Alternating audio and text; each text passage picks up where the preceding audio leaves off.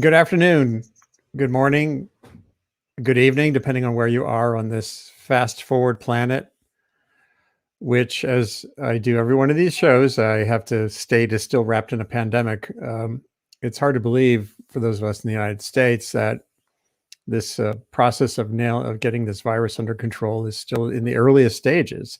There are still 7 billion people with a B, 7 billion people on this planet who have not had even one shot yet. There are countries where healthcare workers are still largely unvaccinated. In the United States, there are big issues still with gaps, but we've come so far that it's hopeful that we can at least stanch this here. Going forward, though, tons of work to do. But there's also an infodemic, which I've been running shows on for ever since the beginning. There's a polarization, there's hatred. There are platforms that the web itself, I was so excited about 10, 15 years ago when I started my blog at the New York Times as a great platform for connectedness and solutions seeking. And it all too often seems to be focused on dividing us, distracting us, taking us where we don't really want to go. So today's discussion is about that. It's how do you have pathways to impact in these perilously polarized times? And Peter Coleman is here too. He's just coming in from another Zoom room. As far as Peter, Amanda was just watching you on another session. So welcome. I'm glad you could make it. And thank you. So again, today I have here a philosopher, a psychologist, a journalist, and a singer who I see being on related missions. The Venn diagrams, there's a lot of overlap, but very different sets of skills and orientations toward how do we foster a better conversation, get constructive progress amid so many factors that seem to cut in the other direction. And this is all, of course, inflamed by the pandemic.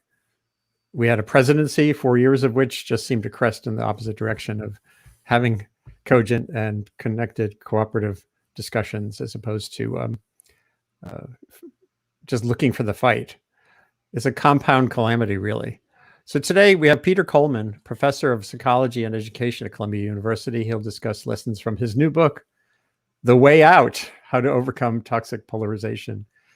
He has many appointments at Columbia and much experience beyond just psychology. He runs the Difficult Conversations Laboratory here as well.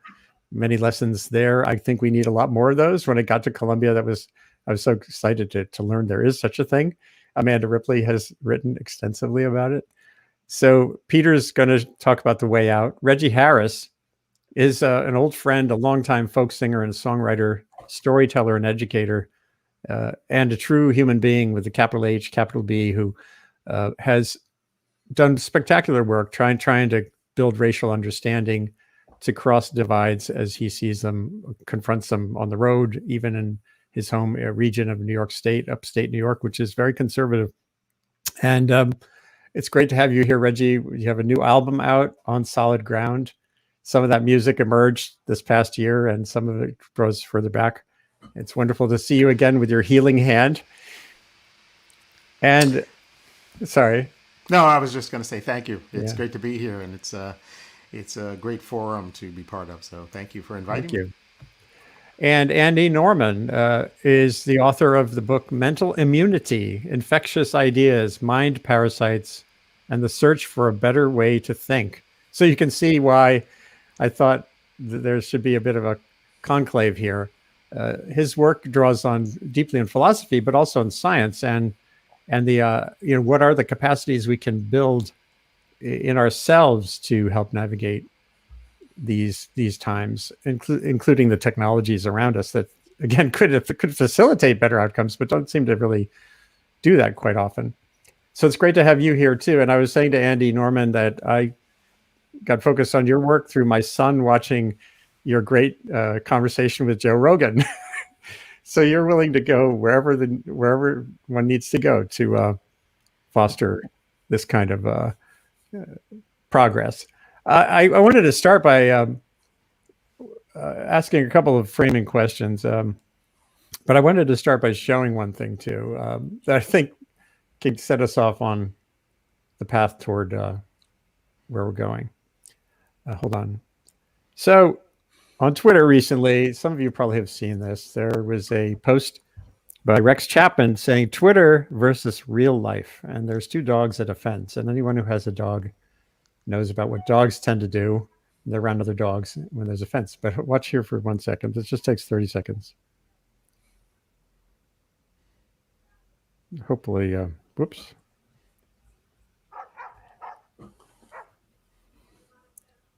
So the fence opens and they're like, oh, hi. The fence closes and they're back at it. The fence opens and they're like, oh, hi. So what this says to me, it's good news, bad news, right? It says, we are 99% of our DNA is probably in a dog and vice versa. We are creatures of habit, literally. Some of that's ingrained in our biology. Some of it is learned. And I guess the good news is, and as you all seem to be, exploring, is that there's practices or behavior. We have the capacity, at least in theory, to step back from our own sense that the gate is closed. It's time to fight. And so what do we do to actualize that? And maybe we'll start with Andy. And thanks for being here from Carnegie Mellon University. I might not have mentioned a place where I know some great people like Granger Morgan and Costa Samaras, who are more in the technology and science ends of things. But it's wonderful to have you here. So what do we do to avoid being like those dogs and just reflexively getting into one mode or another?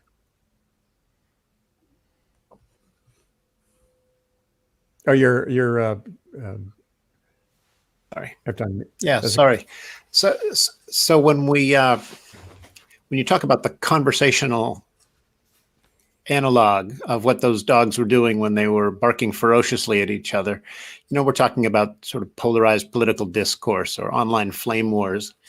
It turns out that what's happening there in many cases is that mental immune systems are becoming inflamed and causing us to treat each other's contributions to dialogue as threats.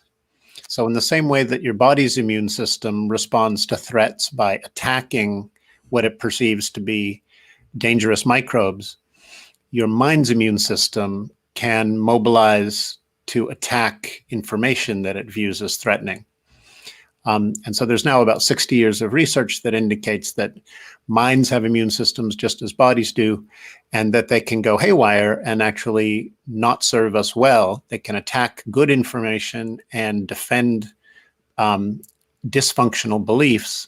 And if you don't learn how to use your mind's immune system correctly, a lot of times it will lead the conversations you're a part of to escalate in ways that damage your relationships and even damage your own mind. And there's biological elements there too. Well, it's sort of a mix of biology, I assume, and psychology. Yeah. Mm-hmm. Peter, as the psychologist in the room, when you see that video and you think about your goals with the way out, how big a challenge does this feel like? To me, it feels, I won't say insurmountable, but everything seems aligned in the worst possible way. Social media, politics. So how do you wake up in the morning and get going with your manifesto? So when I saw this, I hadn't seen this video before. So the first thing that came to mind is don't build the wall. Right, that seems to fly in the face of that logic.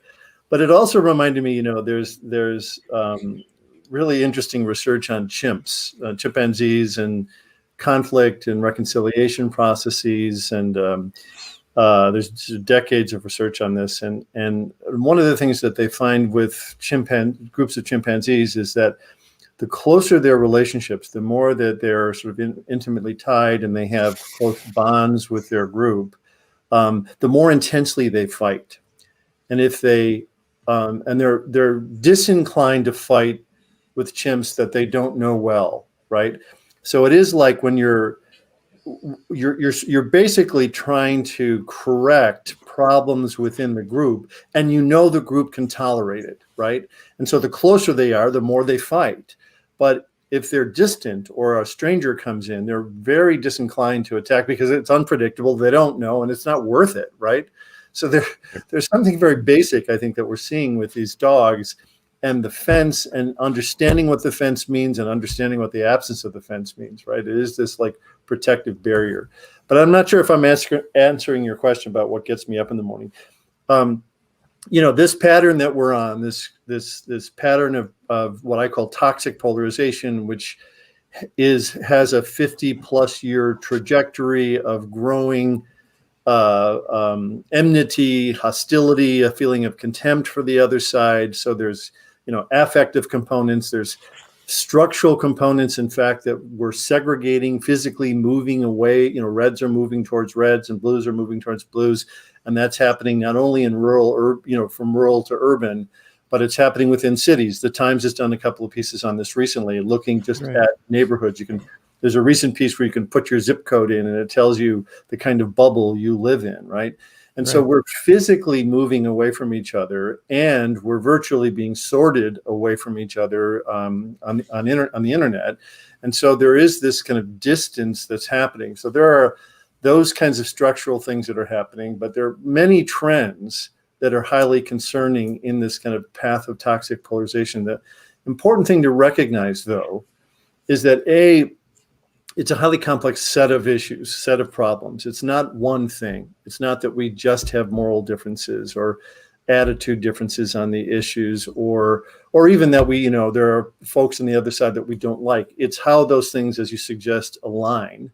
And that's the bad news, is that those kinds of complex patterns are really hard to change.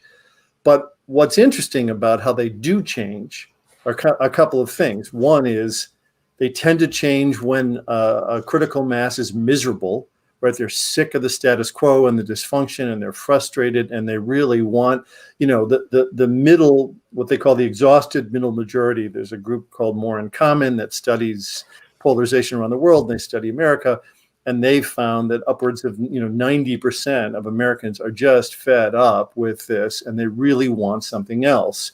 So there is a kind of fertile soil for motives for people to choose something else. The middle, the more moderate middle, tends to disengage in times like this because they feel like the discourse is nuts and politics is just out of control.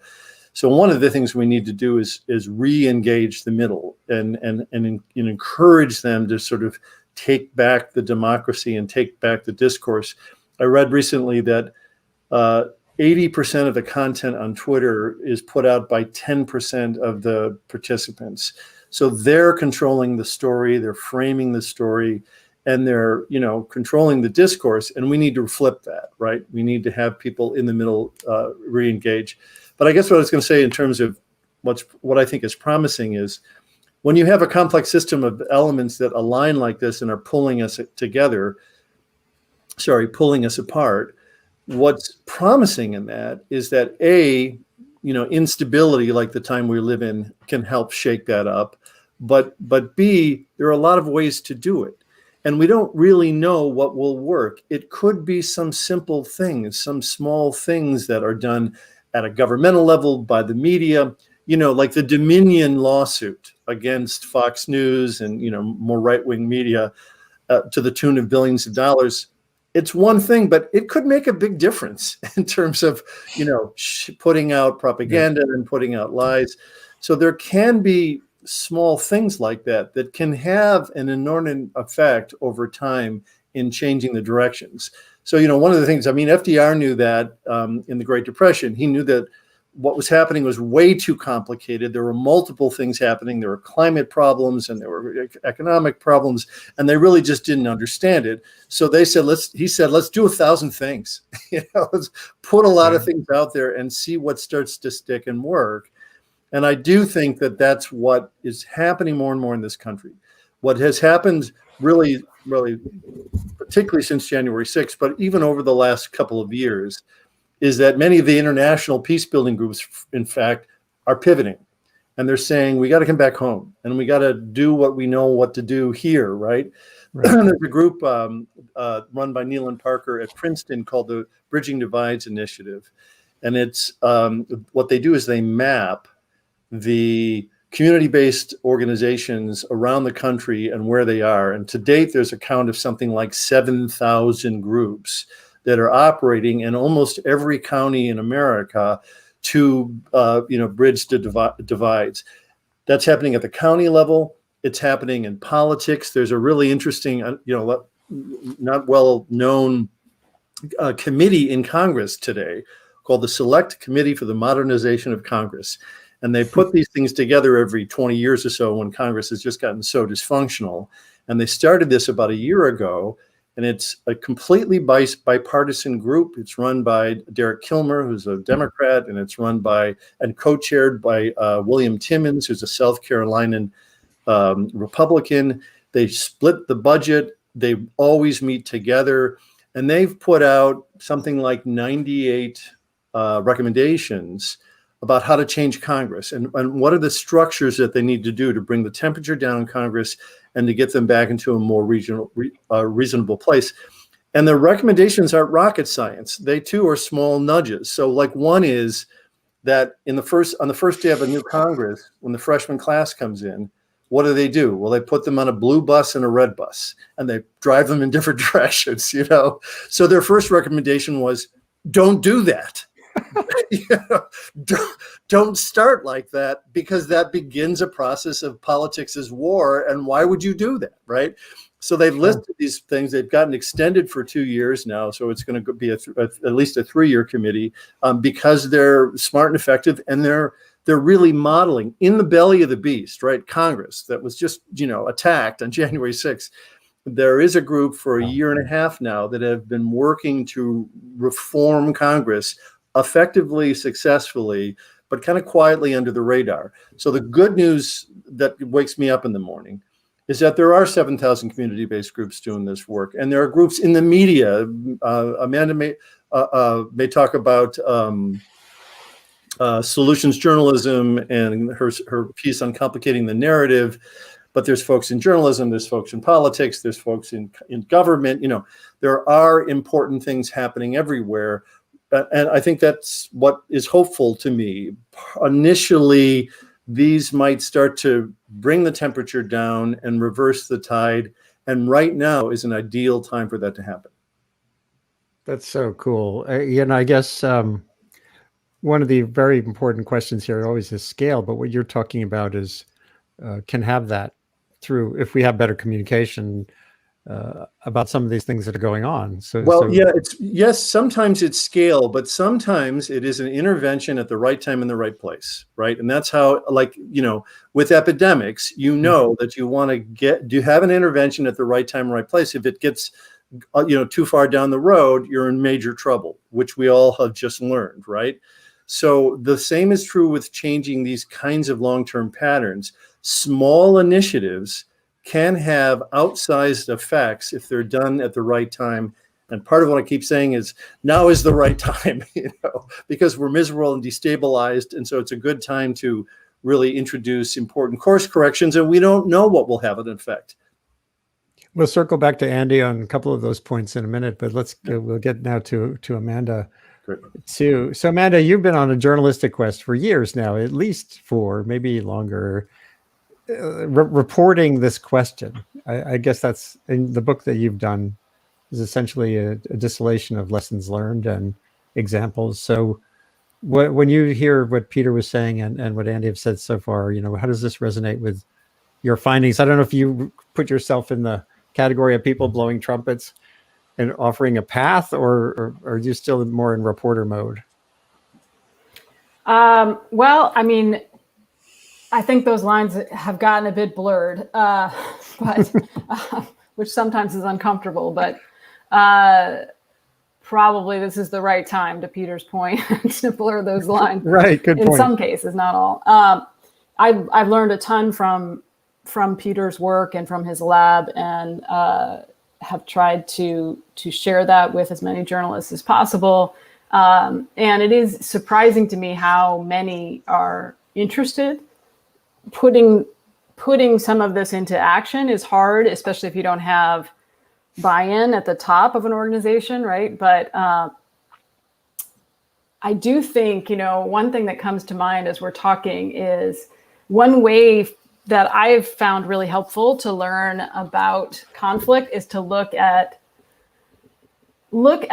smaller and sometimes more extreme cases and learn from what has happened there. So in the book, I follow a former gang leader named Curtis Toller, who was locked in a sort of vendetta with a rival gang in Chicago for many years.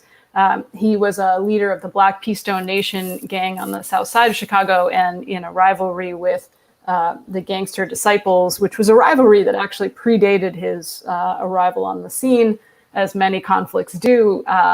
But there was a particularly tragic killing to which he blamed the gangster Disciples for that, which sort of kicked off this very long vendetta. Anyway, many things happened, but he has since come to realize that a lot of the story he was telling himself about that conflict was not true. And this is often the case in high conflicts, right?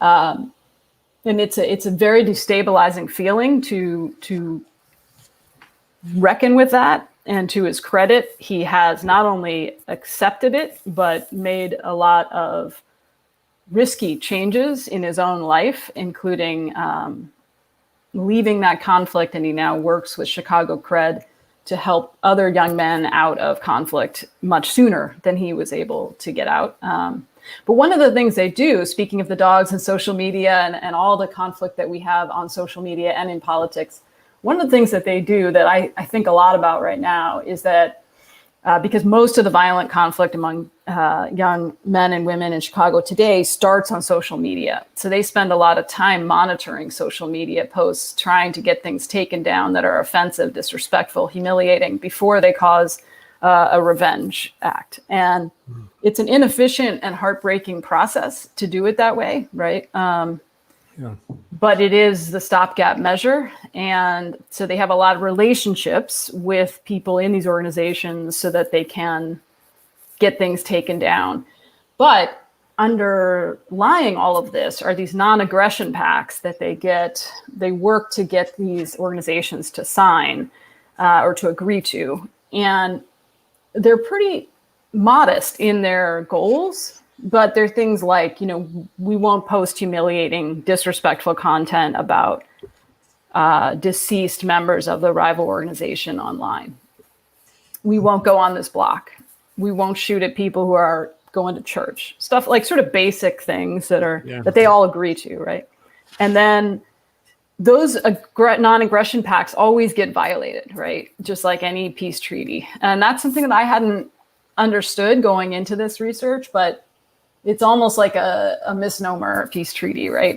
But what it does do, which is really cool, is it creates a mechanism, a process to slow down the conflict, the sort of negative spirals we get into in violent conflict in particular, so that there is a slight pause, which is sometimes, to Peter's point, all you need for a somewhat small intervention to make a big difference. So just to give you an example, I talk in the book about a case where the Curtis and his colleagues at Chicago Cred noticed about early in one morning that someone had posted something on Facebook. It was a picture of himself under a street sign on a block he wasn't supposed to be on with a weapon, and given, sort of bragging that he was there where he wasn't supposed to be on a rival gang's territory. And given the individual involved and the location, and because they understood these relationships and the conflict, they knew this was a very high risk threat. So immediately everybody sort of sprang into action, reached out to someone who knew someone at the rival gang who was trusted by the rival organization and said, just wait for us. And so they came out to them before they had taken action, which they were prepared to do. They don't feel it as a choice. Like they had to do something about this humiliation, right? And so they did do that.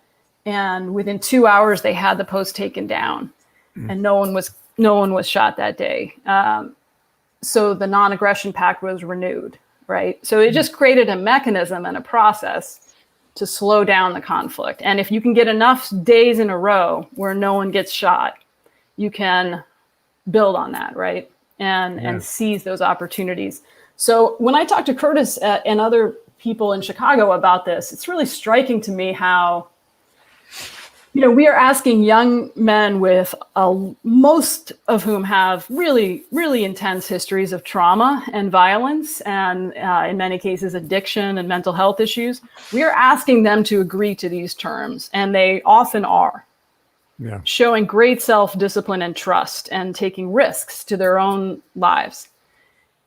And we can't get Congress to do this. Like, it just feels like we ask people in violent conflict to do things that my friends who are very activist politically would never consider doing with their opponents. And it's kind of amazing, when you put it in that context. The things we ask people to do in conflict zones are really quite heroic in some ways in that context, right? So I would love to see, I'm aware of that committee in Congress. I would love to see a non-aggression pact on social media for members of Congress and their staff. I would love to see what they came up with. What would be the terms, And if we can't ask them to do that, then how can we ask these young men in Chicago to do that? Wow. That's a pretty powerful call right there. Really cool. Reggie, you've been on the street, in town parks, in your family history, which we've had on the show before. Actually, Amanda was on that show, where you grew up understanding over time that you were a descendant of a slaveholder, Wickham, whose statue was torn down last year. And you found ways to reconcile to some certain extent with members of that family, convene with them. So you've lived this experience in many ways, not just through singing songs about it, and that stuff comes out in your songs. So what comes to mind for you, from your vantage point, roaming the country as a musician and storyteller, hearing, some of these ideas? Well, these ideas are so powerful, and I see elements of my work, not so much to the extreme. I guess I'm really one of those. I'm working that middle ground. I'm working mostly with people who have self-identified as being reasonable. They may not be thinking about it in that term. And I think a lot of the people, I never know exactly who I'm going to be working with because, as I'm traveling around the country, often I'm playing for audiences that don't know why I'm coming. They're in a music series or in a park or whatever.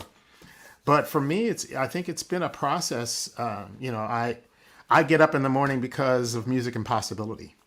And because I grew up in a community where music provided a base of hope and also an outlet for all of the frustration.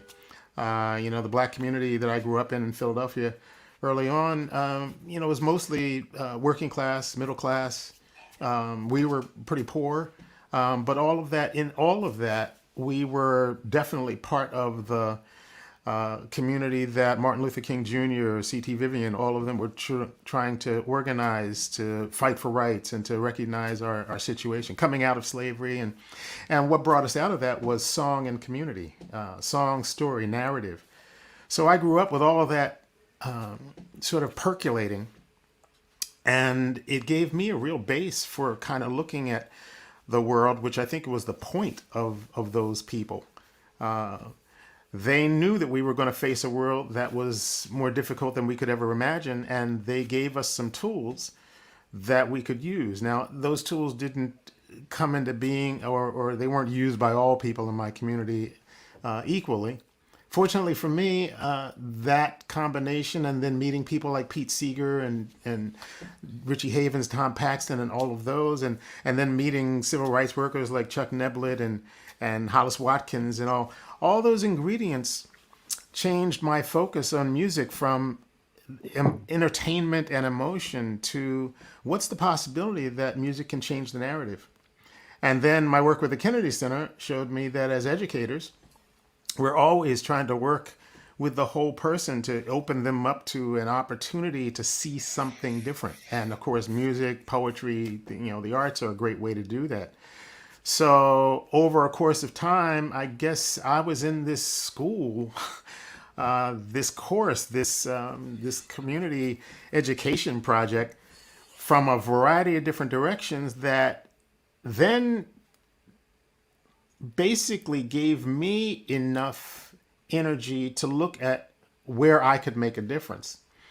And the first thing I had to do was to figure out what my woundedness was in this process. And I think that's what I often talk to, a lot of the folks that I play for, or when I do my show Deeper Than the Skin with my friend Greg Greenway.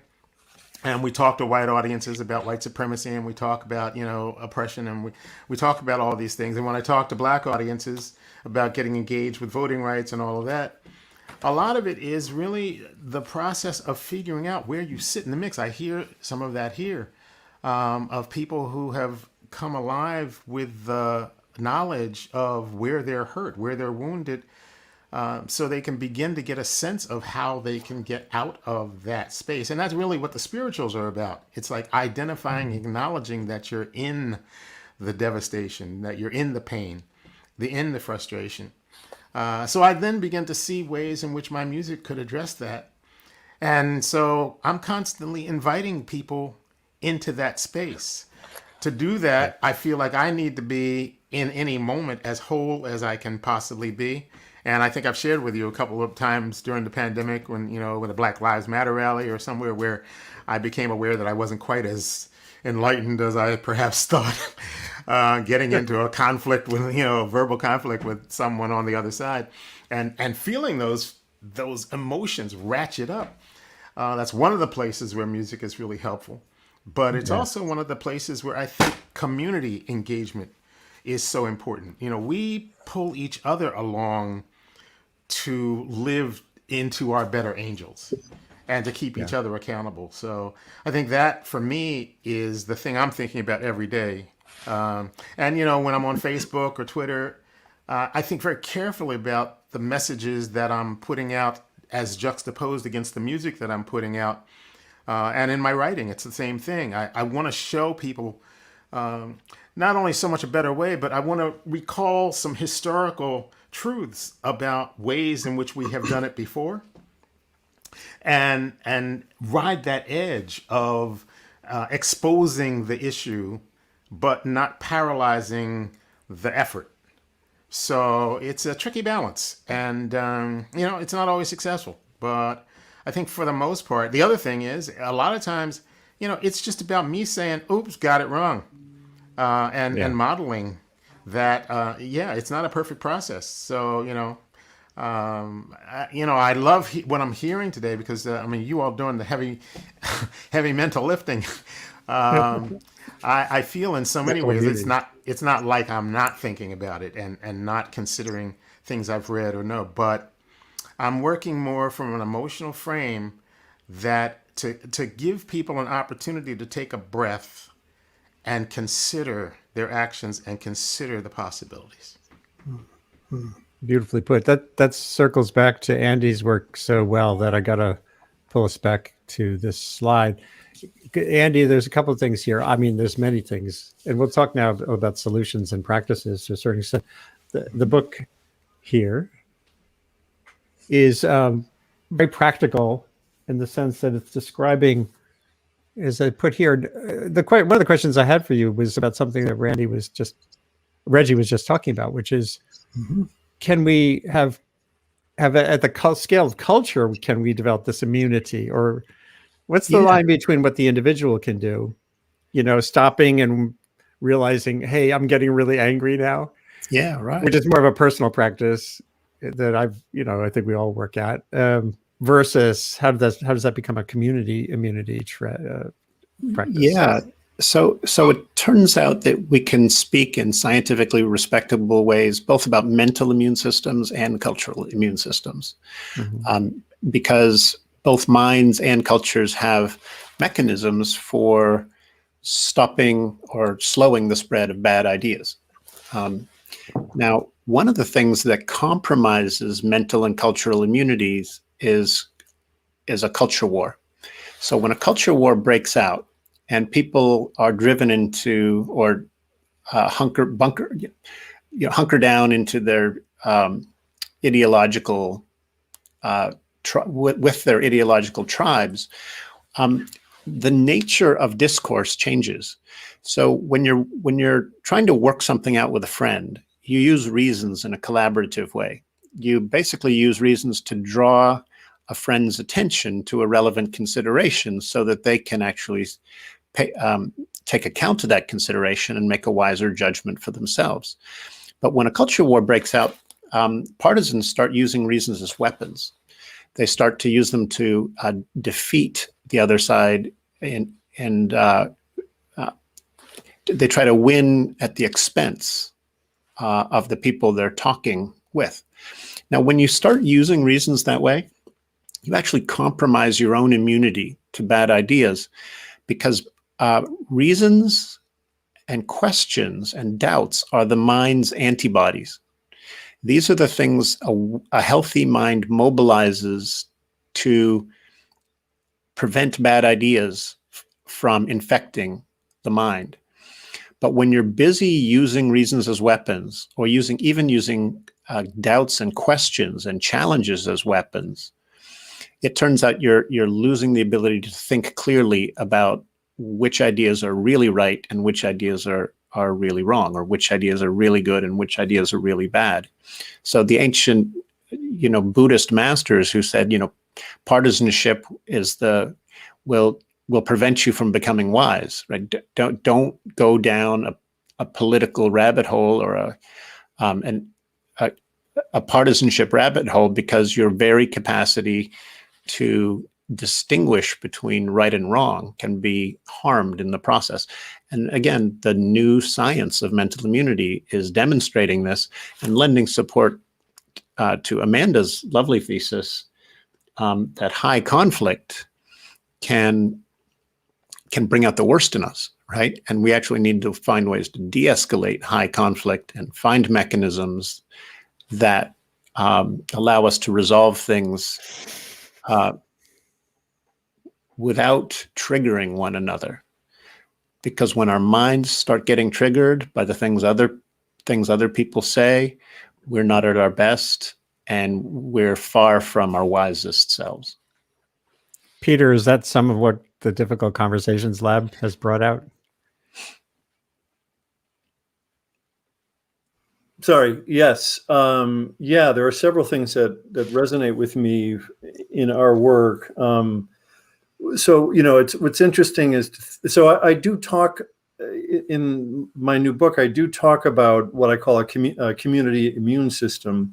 And what I'm describing is that there exists, these 7,000 community-based organizations and these, Solutions Journalism Group and the folks in Congress and this, there is an infrastructure of health that is fighting against toxic polarization, that is trying to lower the temperature, and is trying to bring back reasonable discourse. And it exists in most communities around the country.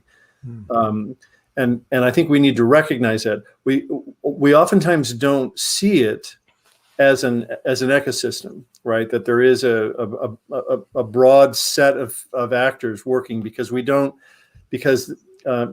least in America, we don't see that as like an entity. I've been thinking a lot about the idea of addiction because there's a paper that came out in Science, not in Science, but in a Science journal a couple of months ago about addiction to outrage. In fact, I think there's a new book coming out on this, and it is, that they looked at fMRI research and they see that outrage triggers the pleasure center in the brain like heroin does. So there's a parallel there.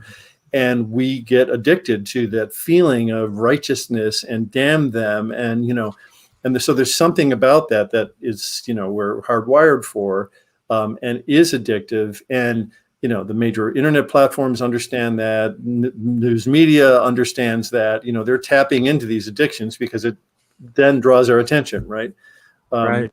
And so in addiction, so I worked with addicts in psychiatric hospitals for a few years, and the only thing that helps addicts is AA, are these community-based groups, because yes, they can talk about their issues, but then they go back home, and the same thing happens, and they come back, right? So it's a chronic illness. But when they change people, places, and things, they move into a movement that questions all of these assumptions.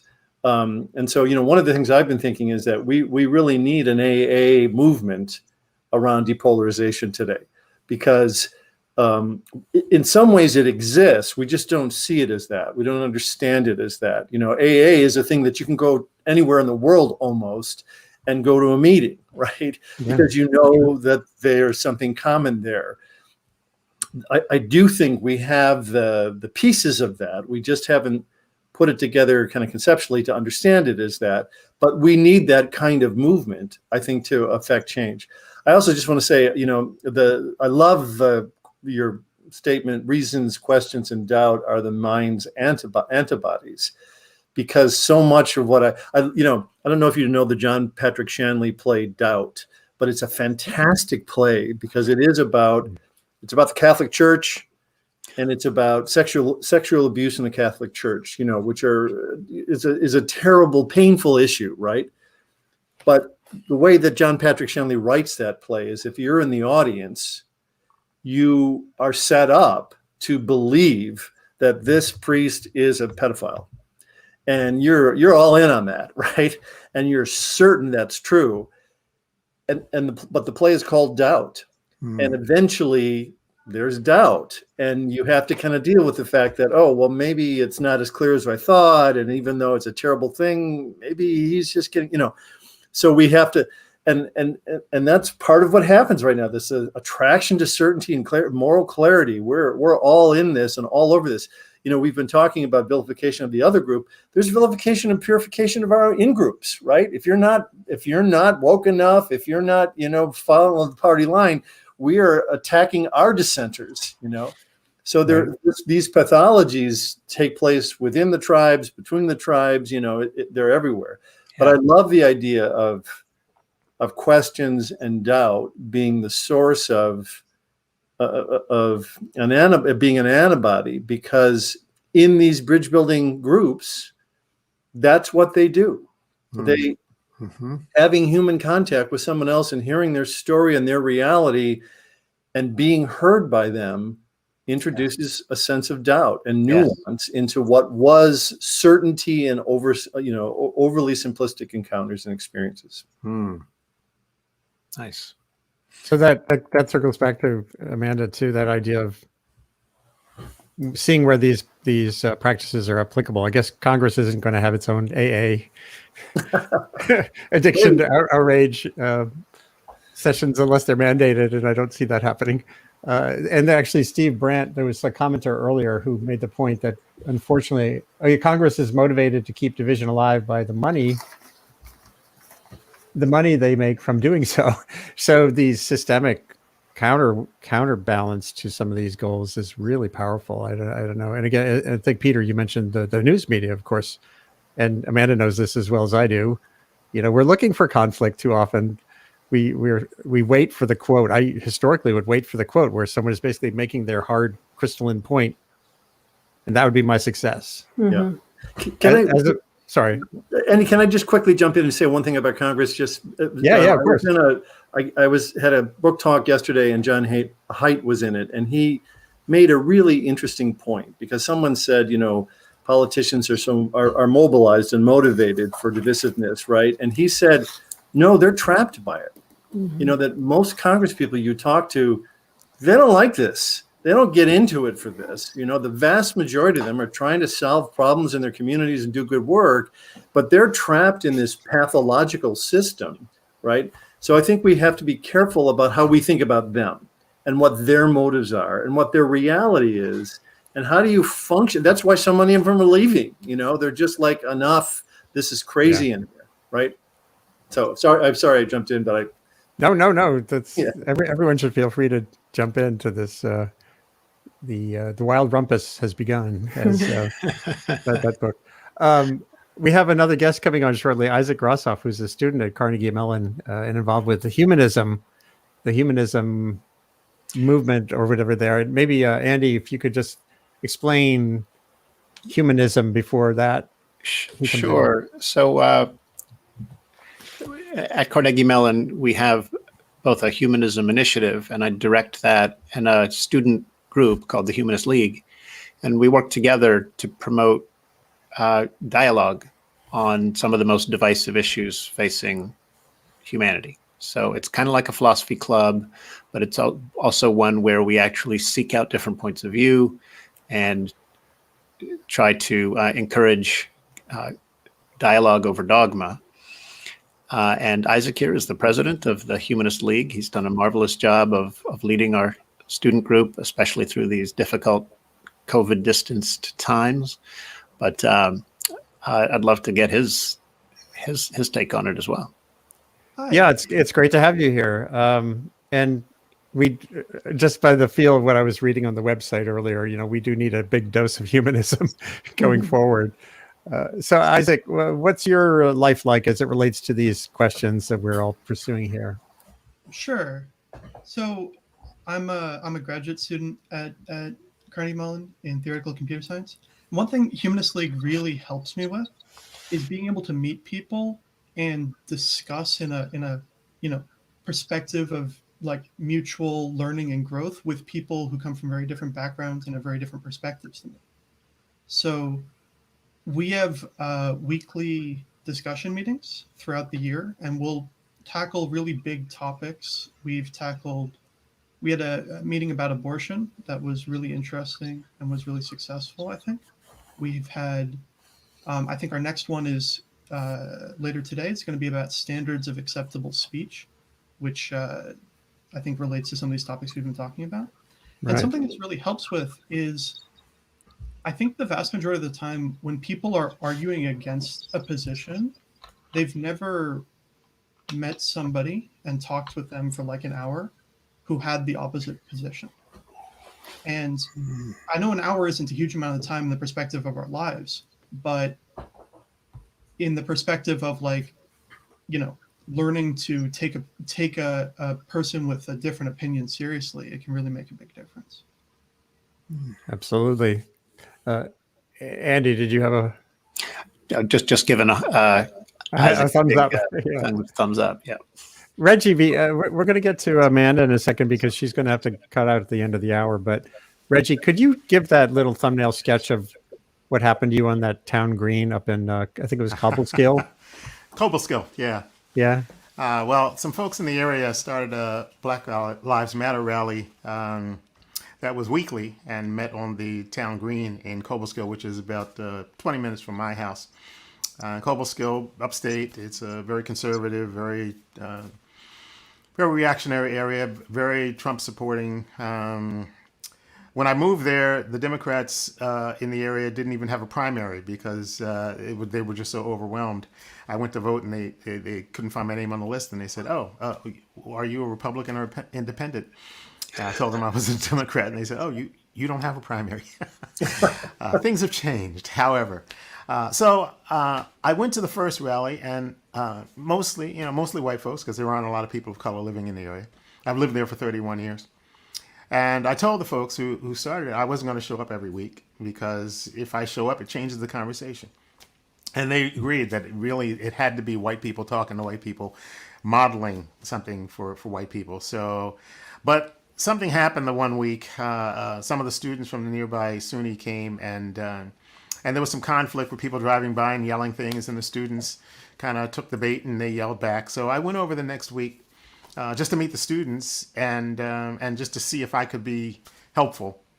And I got there, and as it happened on this particular week, our group met, which was about 25 people, and we had our signs of love and peace. And on the end of the park, a Trump group because the Trump headquarters was right across the street. So there were about 40 of them, and they had a big flag, and they had the whole thing. And for the most part, during the few hours that we were there, we just remained distant. Every now and then some chant or something would break out, or somebody would drive by and yell something, and both groups would react. But we didn't have a lot of interaction with each other, except I kept hearing this one guy who kept yelling about gas prices and how, if Biden got elected, they were going to go to $5 a gallon and whatever. And one of our people had gone down, one of the young women had gone down and talked to the Trump people, and she came back and she just said, we have to try to talk to them. And on that day, I didn't really feel like engaging. I just wanted to be a presence. But this guy kept yelling, and I finally said to myself, engage. So I walked over to him, and I just said, so what's this about $5 a gallon? And he looked at me and he said, you don't belong over here. You stay over there.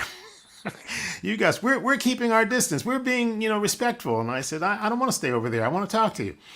And so we began talking about the gas prices and a couple of other things. And then he said a couple of things. I said a couple of things. And soon it was escalating. And some of my friends who were there also started to escalate. And so I asked them just to leave us alone. And I continued. Well, at one point, he and I were on some point and just going at it. And I just could feel myself completely losing control. And I thought, this is not why you came out here. So, and I couldn't figure out how to disengage, because now we were in, and there were a couple of his, Trump supporting friends who were nearby, and they were sort of egging him on. And finally, in the midst of one exchange, this wonderful thing happened. And I just said to him, hi, my name is Reggie. And he looked at me and he said, what? And I said, my name is Reggie. And he said, oh, I'm Ed. And I said, good to meet you, Ed. And he said, yeah, good to meet you too. And then that breath gave us an opportunity to sort of settle. And then I said, look, I hear you were saying you're a veteran, and you said you were a truck driver. I'm a musician. I travel around the country. We're probably buying gas at the same rate. And he said, yeah, that's probably true. And so we started talking about gas prices and having to, keep our vehicles fueled, and it gave us some place to go. And then the other folks fell away, and we actually talked for half an hour. And now each of us were trying to find points to agree on. And it was hard, but I finally said to him, look, I know that whatever I say here to you today is not going to change how you vote, or maybe even how you think. But at least, and he said, yeah, at least we're talking to each other. And I said, maybe the next time we meet, it's a small community, in the supermarket or wherever, we can just say hi and start from a different place. And then after a while, I left. But as I left, I drove by the spot where they were. And he was watching my car, and he waved. And I thought, wow. And I still felt to myself, why couldn't you have de-escalated sooner? But, it just made me remember how hard it is. And, for myself and for two of my friends who are also musicians, I said to them in the car as we left, we sing about this stuff all the time. And we sing about making a difference, and we sing these songs about reaching out and all these platitudes. And they're not platitudes, because I really believe them. But I said, that's where the rubber hits the road. We're not singing to an audience that is, as one woman said, I could listen to you sing all day, but now you have to start talking about stuff. But that day, it was a wake-up call for me again to recommit myself to enter these spaces with a different attitude about, where my buttons are. Oh, Andy, you're muted, I think. Sorry about that. Reggie, that's a marvelous story. I love that. And I actually think it illustrates something really interesting. In this digital age, we tend to think of communication as a matter of one of us sending out signals and the other person hearing the signals and internalizing it in some fashion, as though real communication was just kind of a one-way push, information push operation. But real communication, deep, primordial communication, actually has a very different internal aspect. The word communication comes from I forget if it's ancient Greek or ancient Latin, I think maybe Latin. And it means to dwell together. The co means together, and the muni in communication means to dwell, like municipality, right? So what the ancients understood is that deep communication, the kind of communication that really builds a meeting of the minds, that involves bringing attention to the same point and dwelling together on the same thing so that you're building shared understanding. And we keep forgetting that that's what communication really is and ought to be at a fundamental level. And I love the way Reggie's resetting of that conversation gave that conversation a chance to realize the real potential of conversation. And if we could just do that with all of our conversations, man, we could change the world fast. Yeah, that's so wonderful. That idea of a practice, developing the capacity. It reminds me of Dan Kahneman's book, Thinking Fast and Slow. It's hard to think slow. It's hard to react.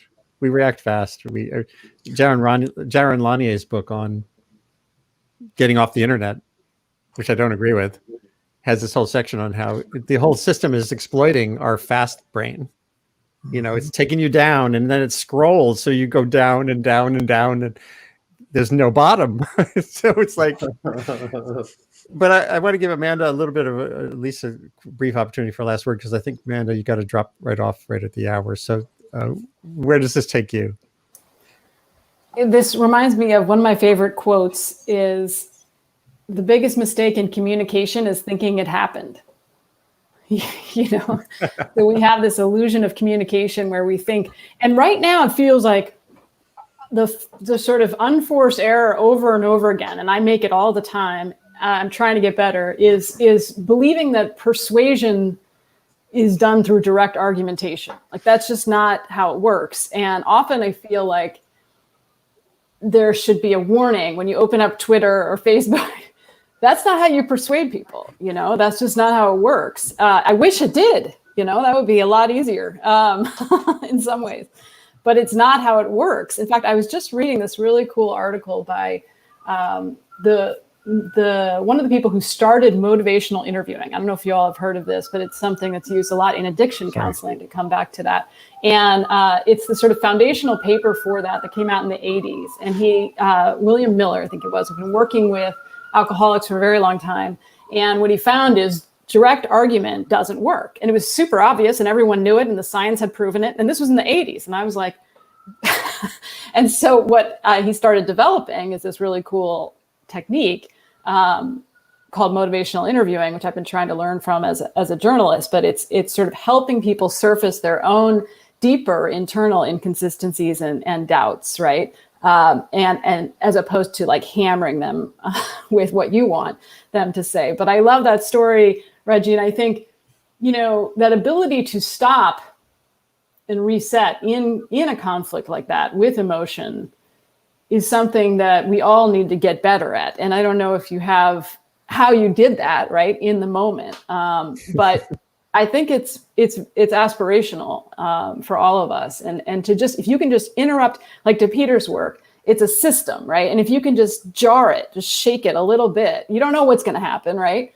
But you interrupted that spiral that you were both in, and it took him, it made him pause. The last thing I'll say, because it reminds me of this great story that I was told the other day. You know, the best part of my job is I get to interview people who are a lot wiser than I am. And I was interviewing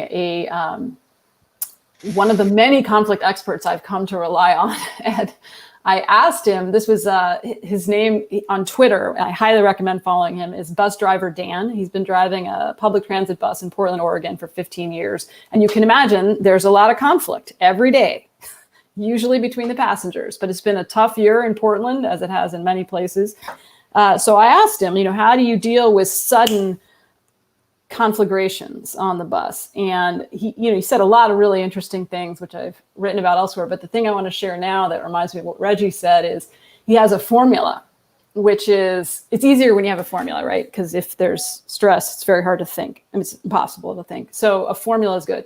And his formula is honest question, honest question, honest question, choice. So it's a 4-step approach to intervene. So he'll get on the PA and say, what are you guys doing if the two people are fighting? Like he genuinely wants to know, which requires the authentic sort of Zen ability to really want to know. There he is. Great. Thank you. And then he says, do you know what happens if you keep doing that? And so he asks a series of genuine questions, and then he gives them a choice. And it doesn't always work, but it works a lot better than 99% of other options. So it sort of reminds me of that reset, right? When you get people to stop, what he says is if you can get them talking and thinking, then oxygen will flow to the rest of their brain, and better things can happen. So anyway, I'm sorry I have another call I have to jump on, but thank you all for letting me join you. And I look forward to watching the rest in the recording. That's great. I'll have to get Bus Driver Dan on the show. Yes, absolutely. Now, wisdom hard earned is the best wisdom of all. That's pretty cool. Let me go back to I had some thank you so much, Amanda, for being here. Her book is a really important addition to this landscape, and her work. She also wrote this fantastic piece for journalists on complicating the narrative, on how to actually change the way you interview people as a way to get beyond the dueling quotes norm of journalism. Just fantastic work. I wanted to show something. I pulled together some questions as I was reading the books, and hold on. So just take a second. And if hopefully you can all stay for a few more minutes. If you can't just let me know. Here it is. You'll see here, these are things I'd written down earlier before the show, and they kind of resonate now. Pinch points seems to come up a lot. You know, we all have those pinch points and they lead to paths of no return. You know, that difference between having an argument that escalates and one that might de-escalate and lead to some new connectivity, like Reggie was describing, is real. And that's at the scale of the family, it's the scale of Congress. Does that seem like a common element for everyone? The other thing is so much of this work is internal. As Andy said so powerfully there. And by the way, when I lecture, I often point to the dictionary definition of communication, which is sharing information. It's not me badgering you. Mm-hmm. So that resonates a lot with me. And then on the downside of all this, we are really aligned in ways that it's almost like a perfect storm of technologies and what Peter was talking about, that 50 years of tracks toward separateness. Yeah. So Andy, I could pick up on that if you like. Yeah. And to connect it with what Amanda was saying, Bus Driver Dan's 3 honest questions is so. I think in saying that's the way to de-escalate, you know, he's channeling a tradition that goes all the way back to Socrates, because Socrates, one of my philosophical heroes, he would basically use clarifying questions to slow conversation down, reduce the temperature, and shed light where the conversation was formerly generating heat. And in the process of doing this, a lot of times people actually stop to think and realize that they probably shouldn't run around pronouncing things with quite the zeal that they thought they should, right? Mm-hmm. So you learn a little bit of humility if you actually take the time to ask yourself and each other clarifying questions. And there's a marvelous story of Daryl Davis, is a black blues musician who actually deconverted Ku Klux Klansmen by basically listening to them and being patient enough so that they could hear what they themselves were saying, which was utter white supremacist nonsense. But because these Klansmen didn't make time in their lives to actually listen even to their own thoughts, they were buying into all kinds of mind parasites. And so just by giving them a space to, I think Davis is an intuitive motivational interviewer. He asks clarifying questions, and he gives you a chance to just see for yourself the way you sound. And a lot of times that'll make you stop and think again. And it's a powerful technique, and we need to get back to it in our culture right now. But again, the roots of wisdom on this go back thousands of years. So Peter, and I want to get to Isaac. Peter, you have you have a game plan right now. You're highly motivated to spread the gospel of depolarization. Where does this take you? Well, I was going to pick up on the ideas of clarifying questions and Socrates and even Reggie's story, because I tell the story in the book about 2 years ago or so. I was invited via Twitter to go to a pop-up meeting in Midtown Manhattan on polarization on the internet. And so I went. I'd never been invited like that before. I didn't know what this was. I showed up at noon in a snowstorm on a Thursday, and it was a group of about 12 people. And it was an interesting group because there were executives from Jigsaw and Google, one of the co-founders of Facebook, and an executive Facebook, tech journalists, and then a couple of academics like me. And the convener wrote up on a whiteboard, what kind of dialogue should we be having online to promote a healthy virtual society? And I said, well, what do you mean by dialogue? And then there was, of course, silence.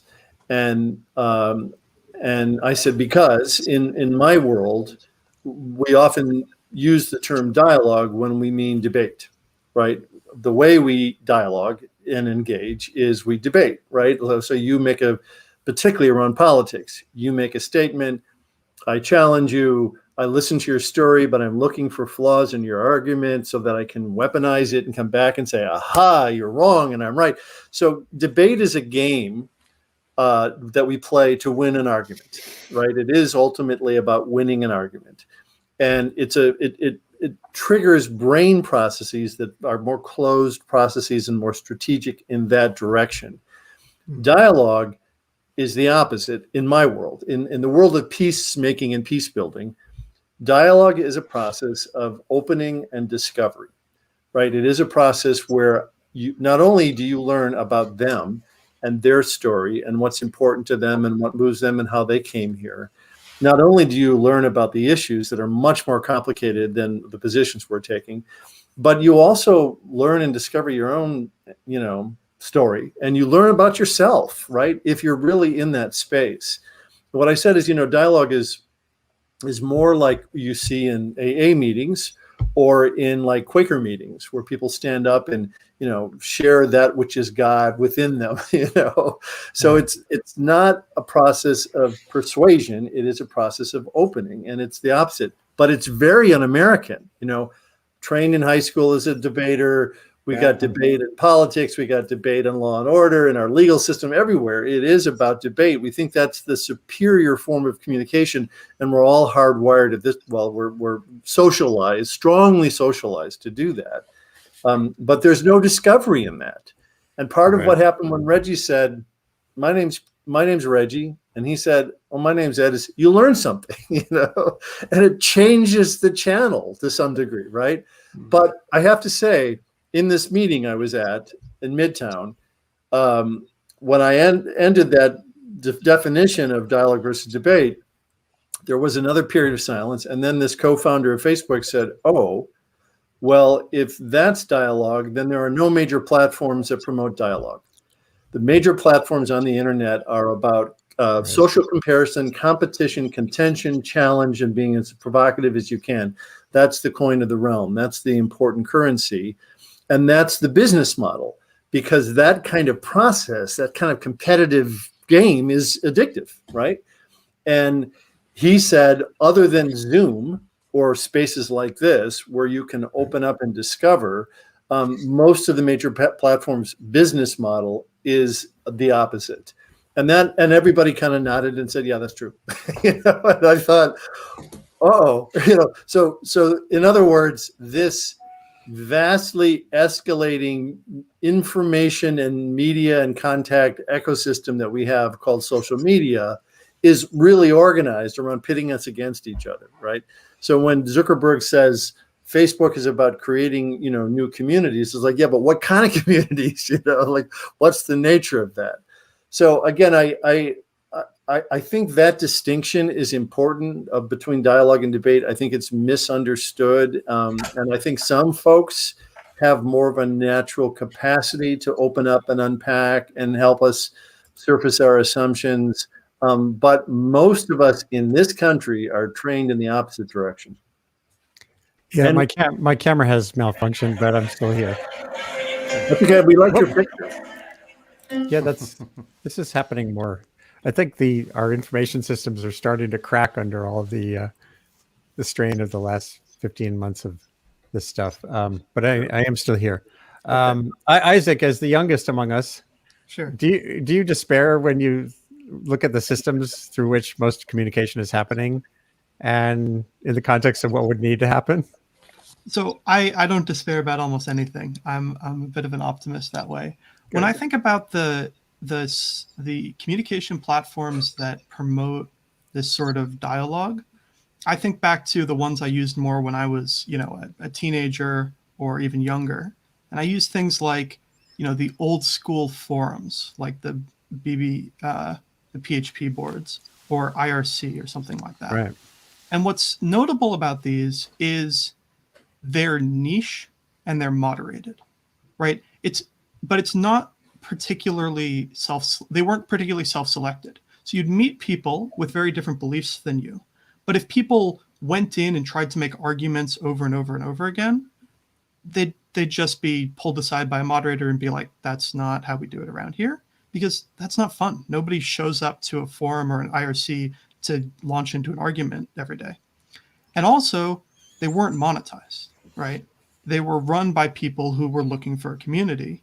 They weren't run by people who were trying to make money off of ads. If they had any ads, it was just to have enough money to keep them going, but usually there was nothing at all. So I think there are models from our history about this. And also, I think a big part of the problem comes from how our modern technological systems measure success, right? They measure success in terms of number of minutes that people look at my ads or number of minutes people spend on my platform. Right. But that doesn't answer the question of is it the case that if you see an ad, your likeliness of being receptive of it is dependent on your emotional state? If you're incredibly angry about a political thing, is that a conducive environment to buying a car or something? I don't know what these ads are trying to sell. I always ad block them. But the most effective ads I've ever seen were on some of the least divisive content. They were recommendations by the people who were making the content and had used it and were advocating it. And there's no reason to believe that this hyper divisiveness would be conducive to being, oh, you're a trustworthy person who I can take a recommendation from. So, hey, Isaac, can I build on that? That's a beautiful observation. That suggests that there might even be a market niche out there for a dialogue-based social media platform that actually puts people into a positive frame of mind and then tries to sell them stuff, right? Right. And I'm not too keen on that last step, but if it can give Facebook and Twitter runs for their money, that's a beautiful idea. Isaac, you're a technologist. You can design this, can't you? But let me say one thing. That's what you just described is what the Democrats tried to do with canvassing in politics. So canvassing is a process in politics of not going up and saying, who do you vote for? Will you vote for my candidate? It's about asking questions and listening, engaging in conversation. But it's weaponized to eventually persuade them to vote for my politician. And I think it distorts the beauty and the value and the power of dialogue, of listening and really listening and hearing the other, and it weaponizes it. So I do go back to the problems with the economic basis of all of this, because it will then distorts these things and they become weapons to sell things. Fair point. Boy. Yeah. I guess the point I'm really making is that selling things isn't the enemy, right? Making people angry or emotional so they'll stay on the platform, so they'll buy things, is the enemy, right? we've sold things for far longer than we've had the internet. It's not the only model of selling things. This is true, and I do see signs. Twitter did. I was going to almost try to demonstrate this, but I couldn't figure out how to make it happen. They now have that tool where if you start to retweet something before you've read it, it says, you might want to read the article first. so there actually is an app for that. And I find it useful. There have been several times when it prompted me to pause and before I click, and I teach this in social media all the time. And so I do feel there might be a use for technology and technologists in designing an environment that not only diffuses the retweet function, and it's not like mandating. Hey, Andy, I love your suggestion here. And imagine small tweaks to social media platforms that basically just nudge people gently in the direction of slow thinking, what Kahneman called slow thinking rather than fast thinking, right? And you're not infringing on somebody's right to free speech if you make them wait 30 seconds before they click post or before they click retweet or whatever. So there may be ways, just very gentle nudges that can help shift us from, I don't know, a combative to a more conciliatory, or from a fast thinking to a slow thinking, or from a zero sum to a non-zero sum mindset. And we need interface designers who can help use these nudges to bring us back to dialogue and constructive exchange. One of the groups that's done this more effectively is Wikipedia. There was research, and it's back to kind of Isaac's point, that Wikipedia, A, will throw you off if you get too vitriolic. B, so there are rules and they are monitored. But what they find is that if the people that engage in contributing content, say around political issues, actually are very diverse and coming at it from very different perspectives, the quality of the contributions are much higher. So there was a recent study that showed that on Wikipedia, because it doesn't spiral into, a mud wrestling, parade. It is really trying to synthesize those ideas to reach a higher level of understanding.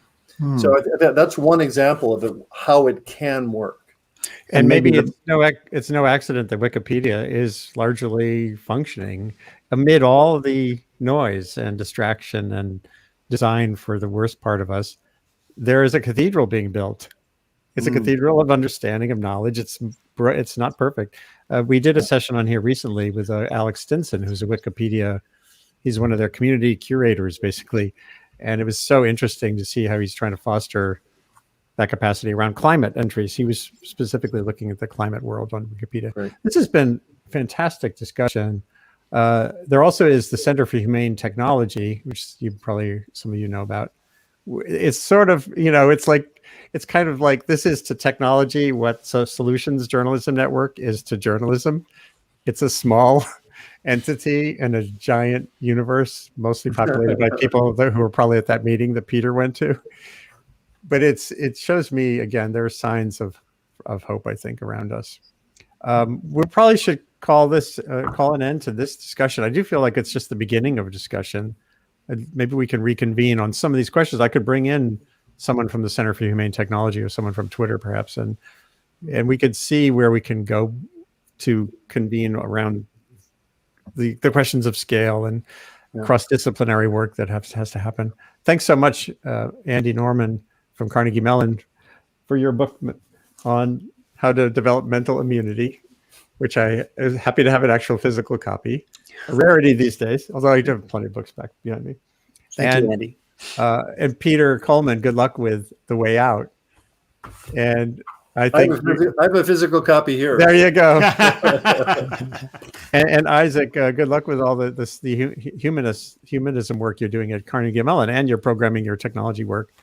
And Reggie, I was hoping you might close us out with a little song. I know your wrist is still broken or mending. You and I play and sing together many times every few months, and it's a beautiful gathering.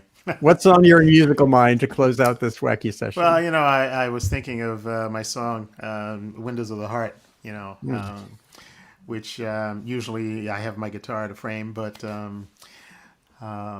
you know, this has been a really fulfilling and nurturing conversation, and I think about the personal commitment that you know, some of what I do on Facebook is what I do in my sets as I'm performing. You know, my sets are built as an invitation, as an opportunity to ask people, or actually to invite them to slow down and to have some sense that they can release whatever it is, and then eventually there's some information exchange, but always with the idea that I have no idea where people in my audiences are politically or emotionally or religiously or whatever, and I'm not interested in finding out. I'm interested in preparing an opportunity, an atmosphere where they feel safe, really. And I think on Facebook I try to do the same. But at any rate, this song came from an interaction that was not safe and enjoyable. I was helping to lead a race workshop, and one of the people who hired me decided in the middle of it to sabotage the whole thing. And we ended up on top of a mountain facing each other. And it goes like this. We sit alone together, each from our different worlds, suspicious of each other, position flags unfurled. So much lies broken between us, lines of connection down, standing in ruins of pain and mistrust, searching for common ground. So we stumble through our points of view, logic falls apart.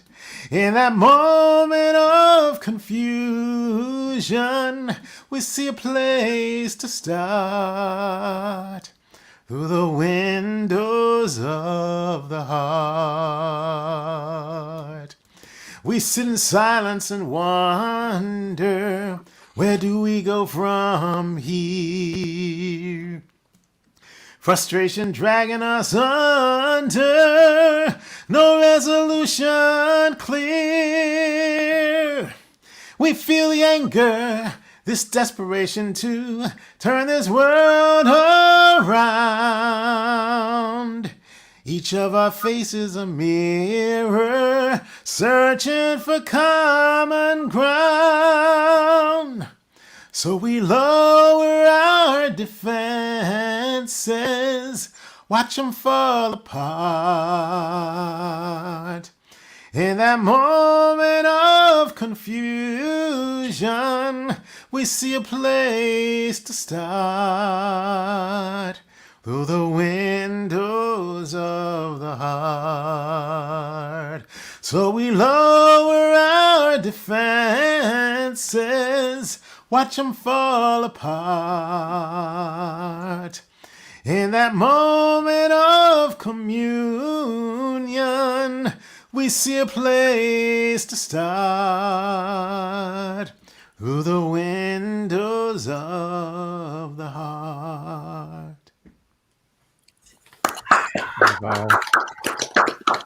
Wow. Reggie, that was beautiful. Fantastic. Thank you so much. It's great to be with you again, Reggie. Absolutely. We had a great little live session at David and May's the other day. Oh, wow. Let's do it again. Get you down to Beacon, New York. So this has been a very special edition of Sustain What, which is a question and a conversation, and the focus is on pathways to sanity and progress in times of consequential complexity. And I'm here through the graces of the Earth Institute and Climate School at Columbia University. Great to have this collection of people today who are questers and on journeys of discovery and spreading some really wise practices going forward. So thanks again, Andy Norman, Isaac, and Peter Coleman, and Reggie, and of course Amanda Ripley earlier, for being part of this. As soon as we're done, you can share this on the various platforms it's been streaming on. Great. And the links are there.